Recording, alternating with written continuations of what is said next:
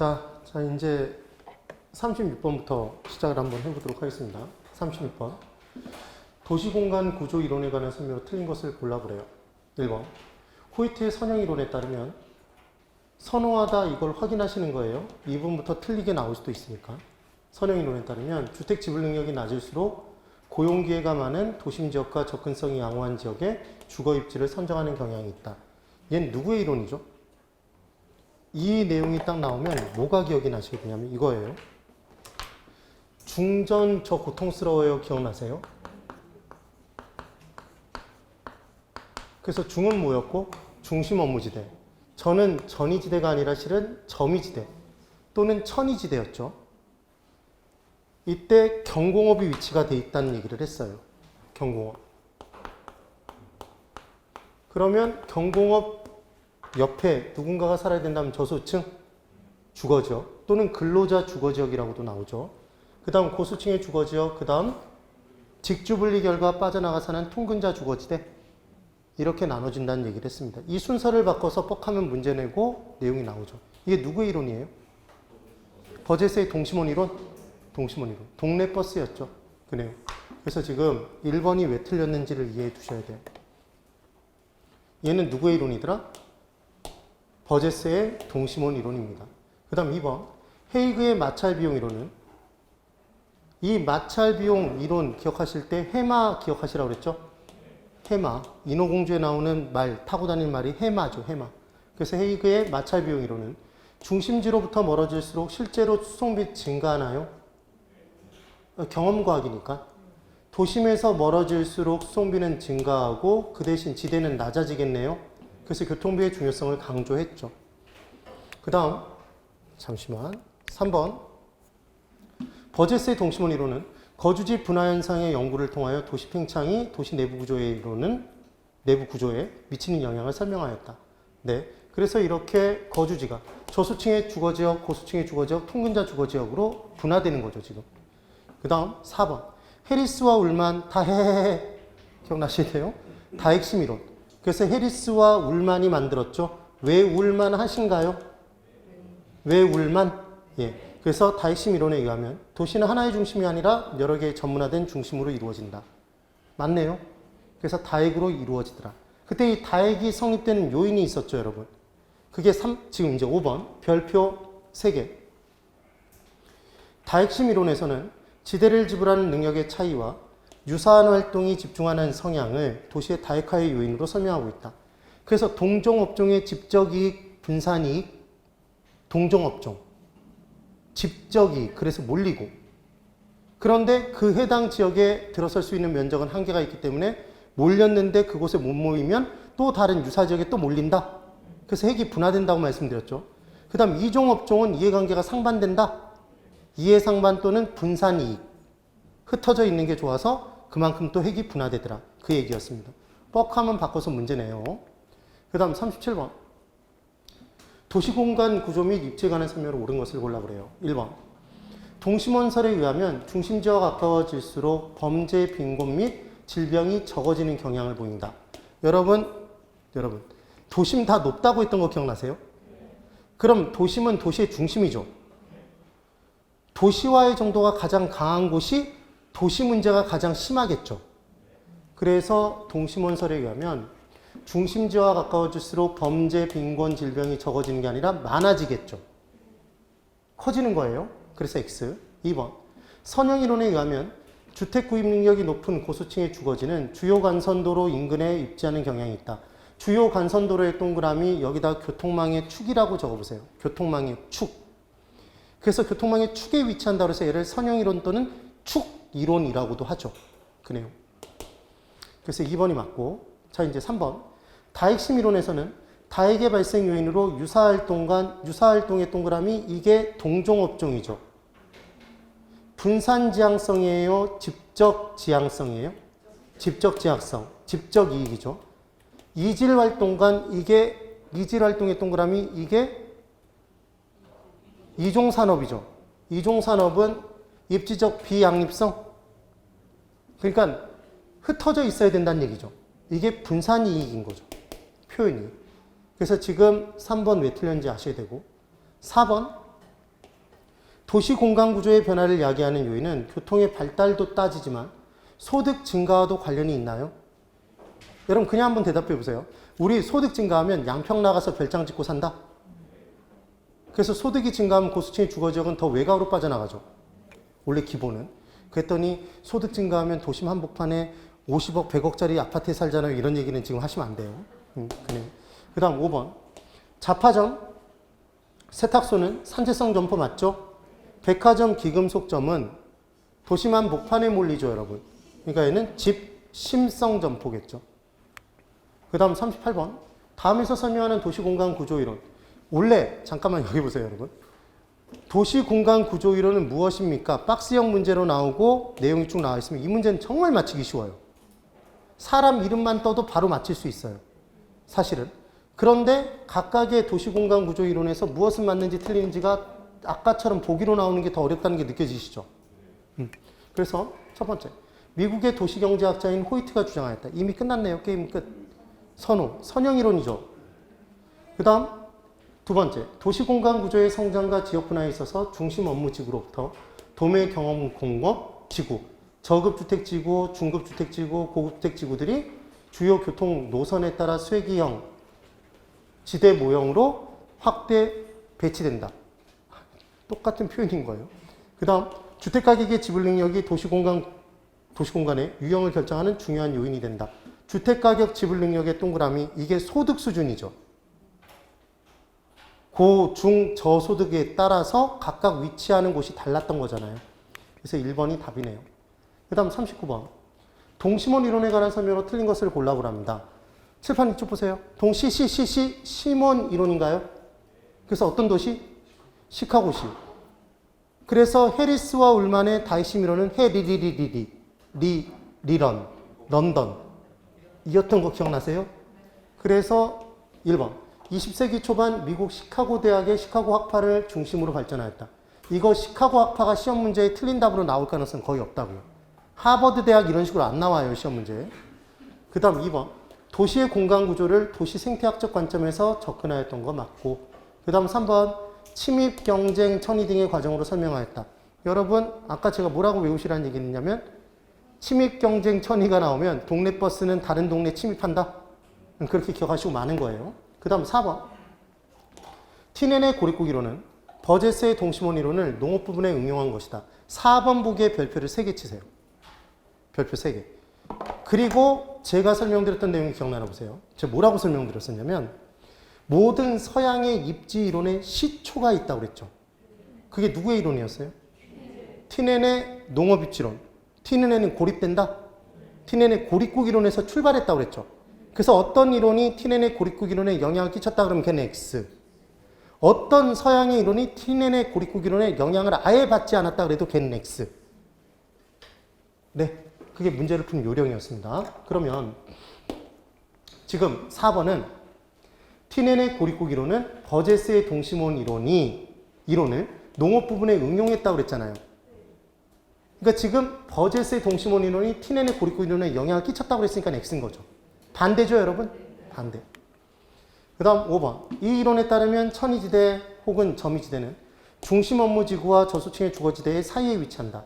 칠판 있죠? 점의지대, 천의지대는 중심 업무지구와 저소층의 주거지대 사이에 위치한다?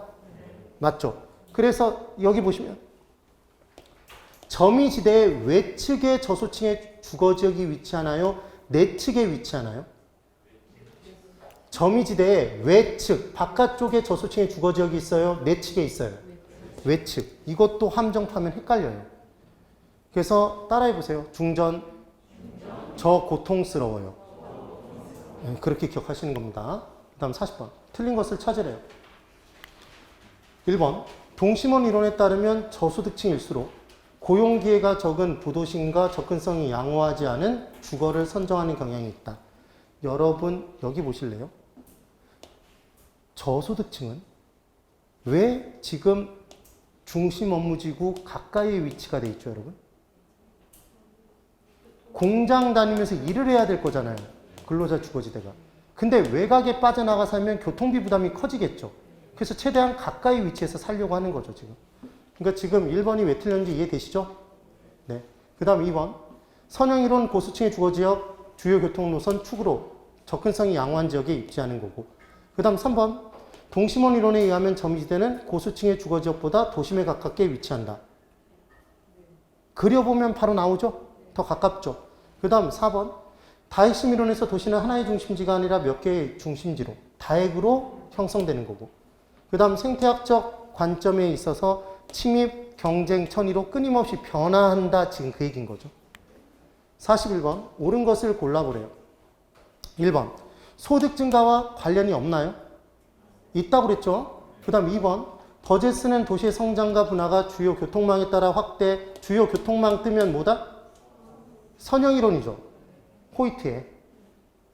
그 다음 3번. 호이트는 도시의 공간 구조, 형성을 침입경쟁, 천위 등의 과정으로 나타난 것으로 보았다. 틀렸죠? 침입경쟁 뜨면 동심원 이론 기억해 두시고. 4번. 동심원 이론에 의하면 점유지대는 고급 주거 지역보다, 고급 주택 지구보다 도심으로부터 원거리에 위치한다고 그랬죠. 여기 보실까요? 점유지대가 고수층의 주거지역보다 더 바깥쪽에 있다고 그랬으니까 X죠. 그 다음 5번. 다핵심 이론의 핵심 요소에 공업, 소매, 고급 주택 등이 있으며 도시 성장에 맞춰서 핵심의 수가 증가하고 특화될 수도 있다. 맞죠? 그래서 지금 5번이 맞다라는 걸 잡아내시면 돼요. 그러니까 5번이 명확하게 안 보여도 1, 2, 3, 4가 정확하게 틀렸잖아요, 지금. 개념들을 그렇게 잡는 거예요. 그 다음 42번. 틀린 것. 1번. 1번에 한 가지를 잡고 가야 돼요. 버젯스의 동심원 이론은 티넨의 영향을 받아 성립한 이론 맞죠? 아까는 바뀌어져 있어서 X였습니다. 지나치게 도시 구조를 단순화시켰대요. 단순화시킨 거 맞죠? 왜냐하면 도시 구조가 이렇게 5개의 지구로만 원 형태로 발전하지 않죠? 그리고 이렇게 동심원 모양으로 발전하기 위해서 모든 방향으로 교통발달 정도가 똑같아야 되는데 현실은 그렇지 않아서 교통발달된 곳으로 도시가 형성되면 별 모양이 된다? 현실은 그 내용이었습니다. 그리고 한 도시만 가지고 지금 분석을 했죠. 시카고시 하나. 그래서 지나치게 단순화시켰다는 비판을 받으니까 그 다음 나온 선형이론은 호이트가 한 개 도시 142개 도시 142, 143 이거 갖고 틀리게 안 나와요.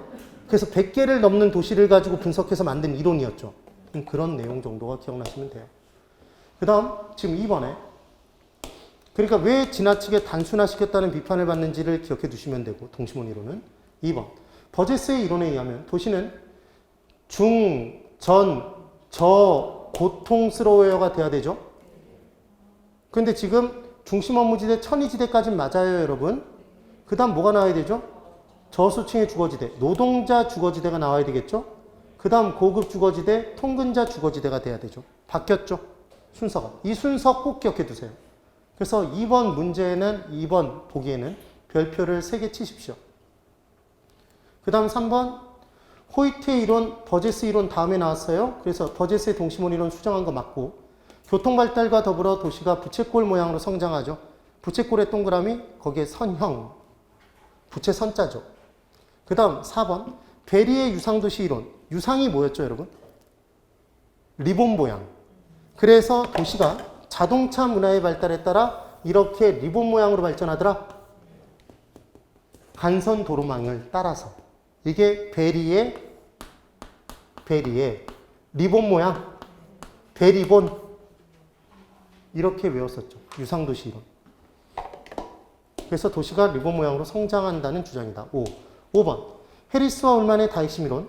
현대도시, 대규모 도시의 성장을 설명하는 데 적합한 이론이다. 여러 개의 핵으로 분화되면서 발전합니다. 43번 다음 내용을 모두 만족시키는 도시 공간 구조 이론을 골라보래요. 자, 볼까요? 이 내용을 쭉 보면서 사람 이름 찾는 것도 이 문제를 푸는 굉장히 중요한 방법이에요. 해리스와 울만 떴죠, 여러분? 다 해리스와 울만, 다 핵심 이론. 끝났네요? 근데 봤더니 첫 번째, 유사한 도시 활동. 집적으로부터 발생하는 이익 때문에 집중하려는 경향이 있다. 이게 동종업종의 집적이익. 딱 된 순간 아 맞구나 이렇게 기억하시면 됩니다. 그 다음 44번 다음 이론에 관한 설명 중 옳은 것을 모두 고른 것 이렇게 문제가 나왔어요. 자 이제 1번 기억. 호이트에 의하면 도시는 전체적으로 원을 반영한 부채꼴 모양의 형상으로 그 핵심의 도심도 하나이나 교통의 선이 도심에서 방사되는 것을 전제하였다. 지금 보시면 지금 호이트 이론은 부채꼴 맞죠, 여러분? 맞아요? 그리고 이렇게 퍼져나가서 도심에서 바깥으로 퍼져나가고 있죠. 얘를 방사된다는 표현을 쓰는 거예요, 기본적으로. 그 다음 니은 래쉬라고 나오기도 하고 래슈라고도 하고 온갖 이름으로 다 나옵니다, 한글로는. 그래서 래쉬는 수요 측면의 입장, 래슈슈슈. 기업은 시장 확대 가능성이 가장 높은 지점에 위치해야 한다고 보았다. 이게 매출액이 가장 높은 곳에 위치해야 된다고 얘기한 거죠. 네. 그 다음 디귿. 티네는 완전히 단절된 고립국을 가정하여, 그래서 티네는 고립된다고 그랬죠. 이곳의 작물 재배 활동은 생산비와 수송비를 반영하여 공간적으로 분화된다고 보았다. 맞나요? 이게 생산비, 수송비가 나오는 이유. 제가 적는 게 무슨 이론인지 기억해 보세요. 지대는 팔고받은 금액에서 생산비를 빼면 그 남는 금액이 지대가 된다. 이게 무슨 이론이죠? 이 생산비와 매출액이 같아지는 땅을 뭐라고 했죠? 한계지. 그래서 한계지 매출액과 해당 토지의 매출액의 차익만큼이 지대가 된다. 차익지대설. 차이가 나면 적게 받은 전마가 입 튀어나오네. 리카르도. 차익지대설. 그런데 이때 이 이론이 비판받는 이유는 그 위치에서 바로 팔 수 없다. 그러니까 뭐까지 빼야, 시장까지 날라야 남는 게 나온다. 그래서 수송비 개념을 집어넣은 게 바로 누구의 이론이었죠, 여러분? 티네네? 티네네. 입지교차 지대설 또는 위치 지대설이었잖아요. 그러니까 티네네 이론에서는 생산비, 수송비를 강조한 게 맞죠. 그 내용입니다. 그래서 맞는 건 5번이 되겠죠. 그 다음 45번. 리카르도의 차익지대설에 관한 설명으로 틀린 것을 골라보래요. 1번. 비옥한 토지의 양이 상대적으로 희소하며 토지 수확 체증의 법칙, 체감의 법칙. 이거 체증의 법칙이라고 나오면 무조건 잡아내시라고 그랬어요. 아무리 비옥도가 높은 땅에다 자본과 노동을 때려박아도 이때 수확되는 양이 점점 증가되는 게 아니라 증가되는 폭 자체가 점점 줄다가 더 이상 증가되지 않을 때가 온다. 그래서 또 다른 비옥도가 높은 토지를 찾아봤더니 비옥도가 높은 토지는 한정돼 있어서 이제 비옥도가 좀 더 낮은 땅에도 농사를 짓기 시작하는데, 그때 농사를 짓는 마지막 땅이 생산비 들인 만큼만 매출액이 발생하는 땅, 그게 농지의 한계지, 최고 열등한 땅, 최열등지 한계지였던 거 기억나시죠? 그게 무엇과 무엇이 같아지는 땅? 생산비와 매출액이 같아지는 땅. 그래서 차익지대설에서는 한계지에서는 차익이 없죠. 그래서 한계지, 최열등지는 지대가 발생하지 못하는 이론인데 현실에선 발생해서 욕먹는 이론? 네. 그럼 제가 얘기하는 게 무슨 이론인지 대답해 보세요. 토지의 소유, 토지의 사유와 절대적으로 발생한다. 절대지대설이죠. 전마, 마르크스. 위치 이론을 최초로 강조한 이론은 입이 튀어나오면 입의 위치가 달라진다. 예, 복습. 지대 이론에서는 이걸 모르면 문제 못 풉니다. 차이가 나니까 적게 받은 전마가 입 튀어나오네. 이렇게 딱 적어주시고 차는 뭐고? 차익지대설. 리는 리카르도. 점은 절대지대설. 마는 마르크스. 입은 입지교차지대설. 티는 티넨. 입이 튀어나오면 입의 위치가 달라지고 그렇게 얘기했잖아요. 그 다음 절대적으로 똑같이 투입되는 건 생산비인데 비옥도의 차이에 따라, 뭐의 차이에 따라? 비옥도의 차이에 따라 남는 것 잉여는 차이가 난다. 그래서 차익지대설은 지대를 뭐로 본다? 생산비 빼고 잉여로 본다. 절대지대설에서는 토지의 소유, 사유화로부터 절대적으로 발생했죠. 지대를 뭐로 본다? 생산비로 본다.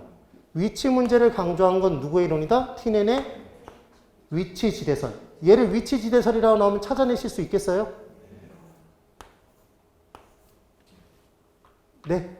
이렇게 기억을 해주시면 되는 거죠. 이 내용을 갖고 푸는 거예요. 그래서 뻑하면 여러분들이 지금 예상 문제집을 풀고 오셨지만 차익지대설과 절대지대설 중에 얘 고전학파, 얘 신고전합화? 얘가 먼저 나오잖아요. 고전, 신고전. 그럼 고전합화에서는 지대를 뭐로 봐요? 잉여로 보지 생산비로 안 봅니다. 그럼 토지는 생산 요소가 아니죠. 그럼 토지를 자본이라는 생산 요소로부터 구분한 게 차익지대설이네요. 맞아요? 그럼 절대지대설에서는 토지를 뭐로 보지? 생산비로 보지 생산비 빼고 남은 잉여로 판단하는 게 아니었죠? 그 내용이 딱 기억이 나셔야 돼요. 이걸 갖고 맨날 함정을 파는 거예요. 그럼 제가 얘기하는 게 이게 지대를 생산비로 본 건지 안 본 건지 판단해 보세요. 생산물 가격이 올라갔습니다. 그랬더니 지대가 커졌대요. 네? 그럼 얘는 차익지대설이에요? 질문 바꿔볼게요. 지금 이 내용에서는 여기 잘 보세요. 여기. 이건 중요한데. 가격이 올라가서 지대가 올라갔대요.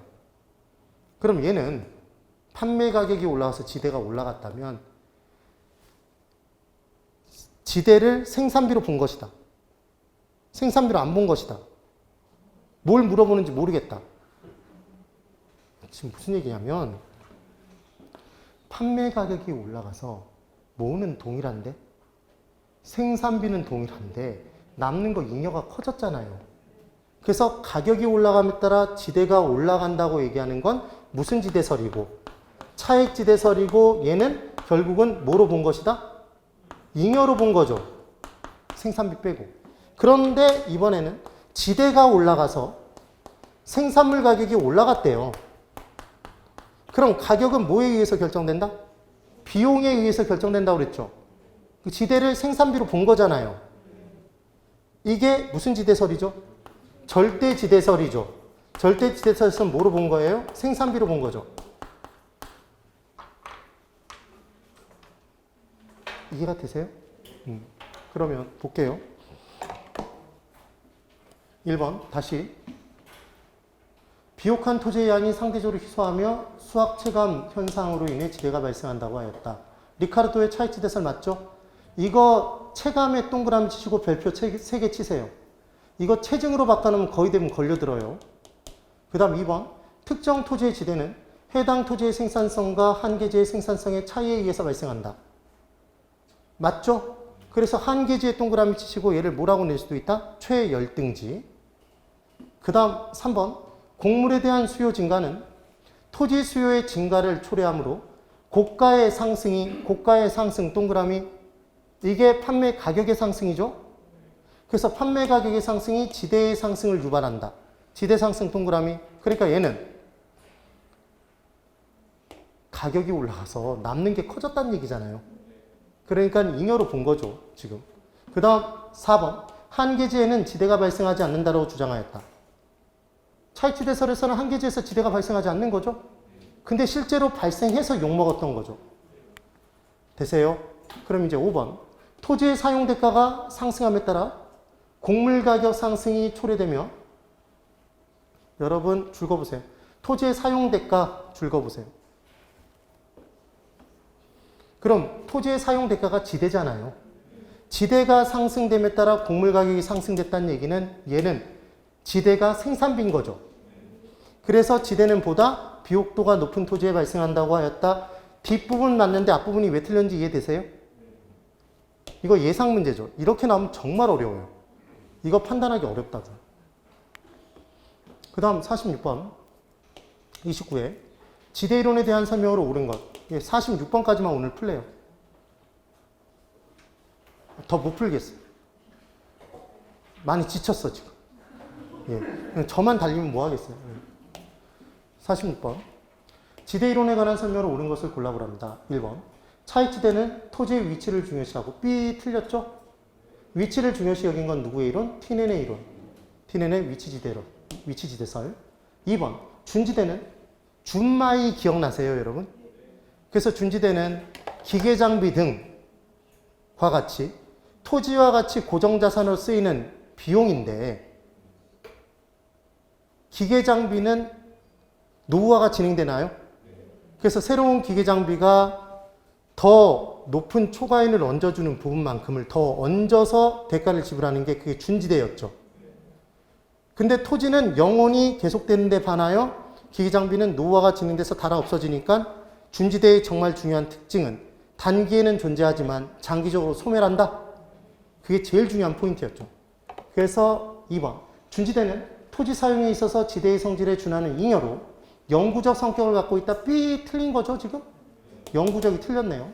3번. 절대지대는 토지의 생산성과 무관하게 토지가 개인에 의해 배타적으로 소유되는 것으로부터 발생한다. 절대지대 딱 동그라미 치고 배타적 소유. 맞죠? 사유와 소유 단어 뜨면 무조건 절대지대설. 3번이 맞네요. 그 다음 4번. 경제지대는 어떤 생산 요소가 다른 용도로 전용되지 않고 현재의 용도에 그대로 사용되도록 지급하는 최소한의 금액이다. 줄 그어보실래요? 어떤 생산 요소가부터 시작해서 그대로 사용되도록 지급하는 최소한의 지급액까지를 줄 그어두시고 이게 뭐죠, 여러분? 바뀌어져서 사용됨에 따라 올리는 수입이 전용 수입이죠. 전환된다 전자에다가 쓸 용자. 전용됨에 따라 올릴 수 있는 수입.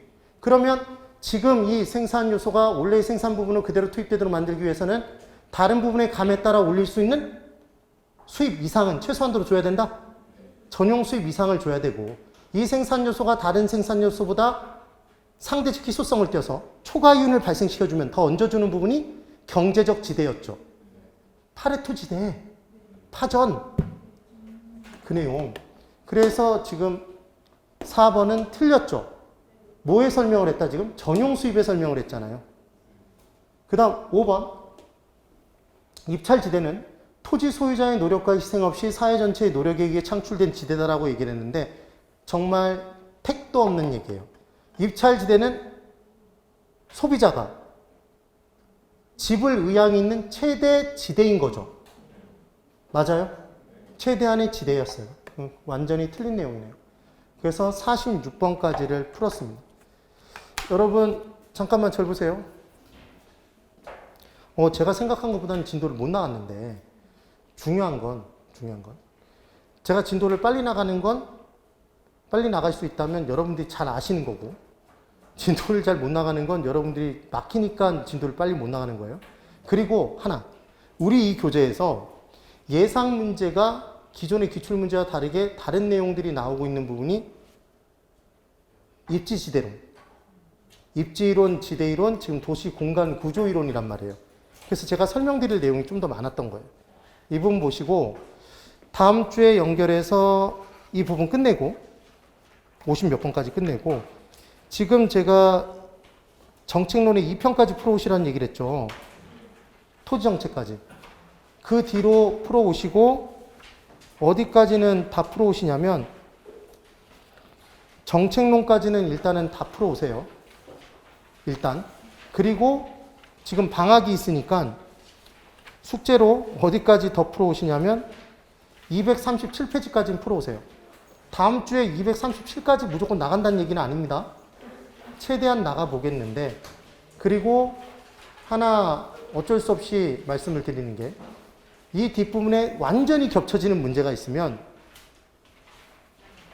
똑같은 지문이 뜨면 지금 다 읽었잖아요, 여러분. 거의. 그렇게 읽지 않고 넘어갈게요. 뒷부분에 자세히 설명을 드려야 될 내용도 있으니까. 그렇다고 보강을 할 수는 없으니까. 네. 그렇게 생각해 주시고 지금처럼 열심히 따라와 주시면 됩니다. 예. 오늘도 정말 수고 많으셨고 방학 잘 보내세요. 네. 수고하셨습니다.